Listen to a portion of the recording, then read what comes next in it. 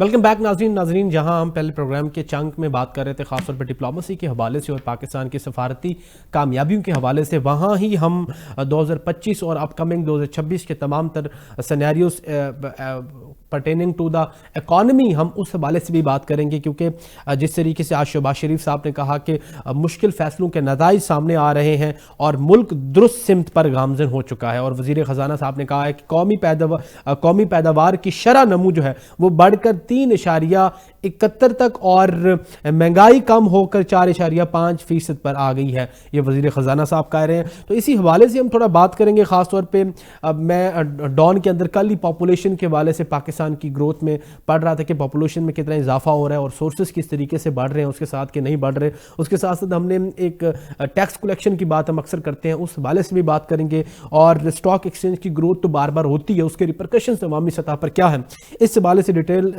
जो है वो इस डिस्कशन इस चंक में करेंगे।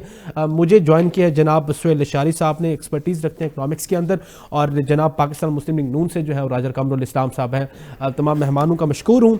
मैं राजा साहब की इजाज़त से ज़रा लशारी साहब से आगाज़ करूँगा इस चंक का। सर ज़रा बताइएगा कि जिस तरीके से वज़ीर आज़म साहब ने कहा है कि मुश्किल फैसलों का नताइज जो है वो सामने आ रहे हैं, मुल्क दुरुस्त सिमत पर गामजन है, ख़ासतौर पर इकनॉमिकली वो कह रहे हैं सर, तो क्या समझते हैं कि हम सही सिमत पर जाने लगे या मज़ीद हमें अब मुश्किल फैसलों की ज़रूरत है अभी भी?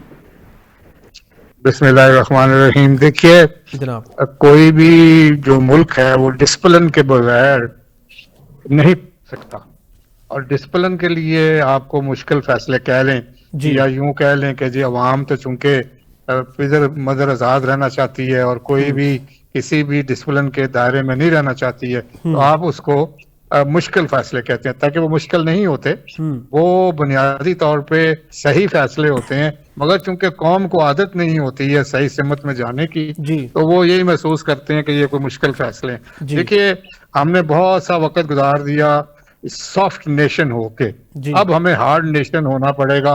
हार्ड नेशन से मुराद यही है कि जो हमारे रूल ऑफ लॉ है, ज़ाब्ता है, उसके तहत काम करना है।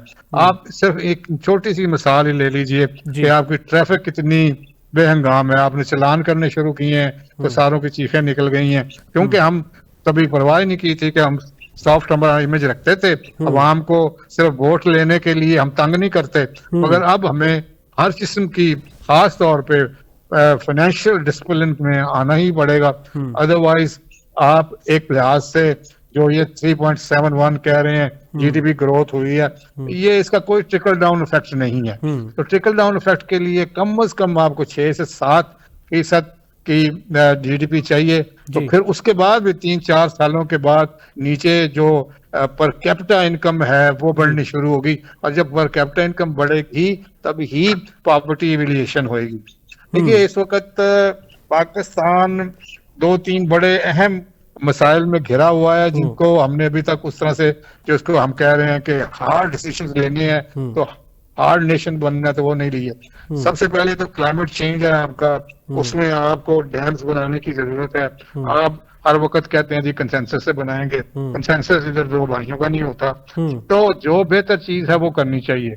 आपके फ्लड्स आ रहे हैं, 126 बंदा आपका फ्लड में मर गया, तो कितनी लाशों के ऊपर आपने डैम बनाने हैं और कितने मारने हैं आपने, और फिर आपके मुआशी, आपके बंदे डिस्प्लेस होते हैं और आपकी ज़राअत डिस्टर्ब होती है। ज़रा मतलब कि इस पे तवज्जो दें।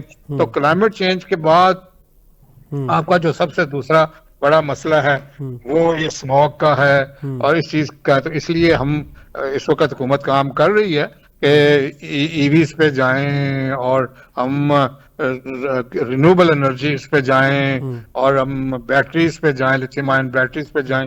ये अच्छा इकदाम है, ताकि इसमें भी कुछ साल लगेंगे हमें इसको पनपते, मगर फिर वही बात है कि कोई पॉलिसीज नहीं है। बुनियादी बात देखें, ये जो वज़ीर आज़म साहब ने भी कहा है कि अब हमें क्राइसिस से निकल के इंस्टीट्यूशन बिल्डिंग करनी है। तो देखिए जो किताब है ना जी, why do the nations fail, उसमें वो सिर्फ एक ही बात करता है, इंस्टीट्यूशन इंस्टीट्यूशन इंस्टीट्यूशन। तो आपके अदारे इतने मजबूत होने चाहिए कि आप एक अच्छी पॉलिसी साल बाद ना दें, आपका 2 महीनों में पॉलिसी आ जानी चाहिए, फिर जो तसलसल से चले और उसके ऊपर आप काम करें, ताकि आपको पता हो कि आपने कौन सी डायरेक्शन लेनी है।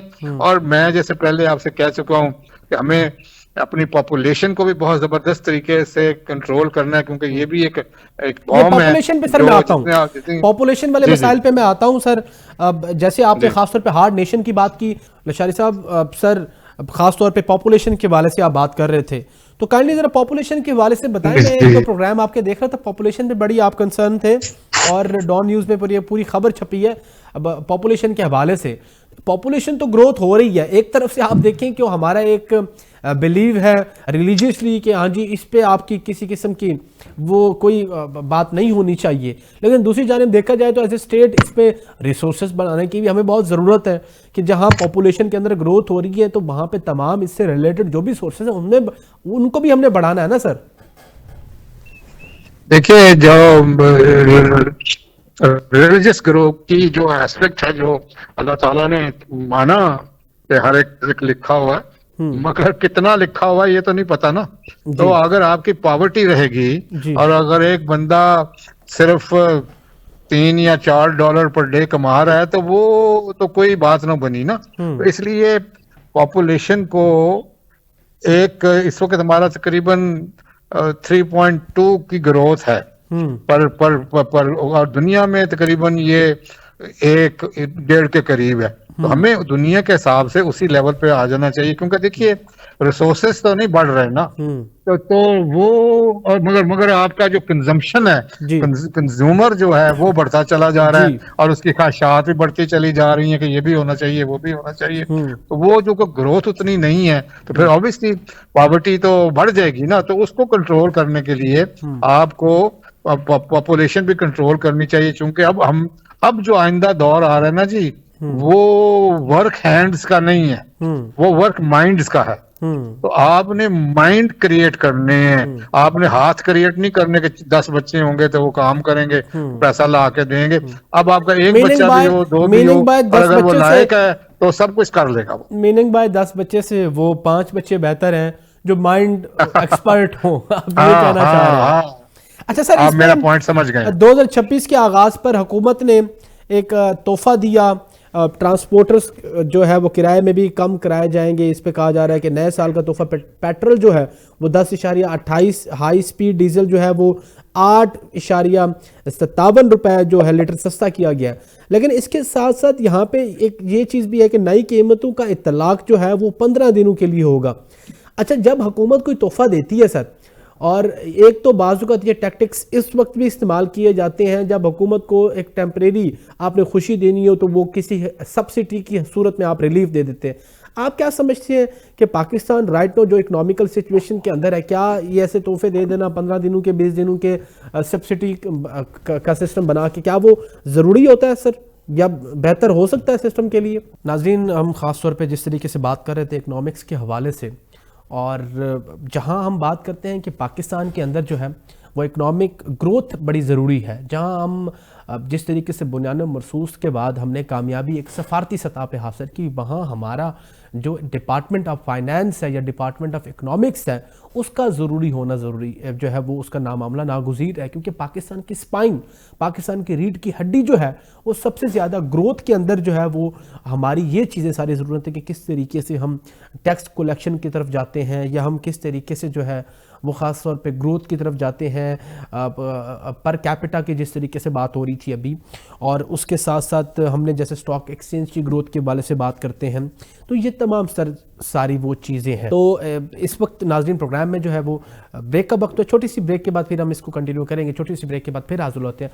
विल बी राइट बैक इंशाल्लाह।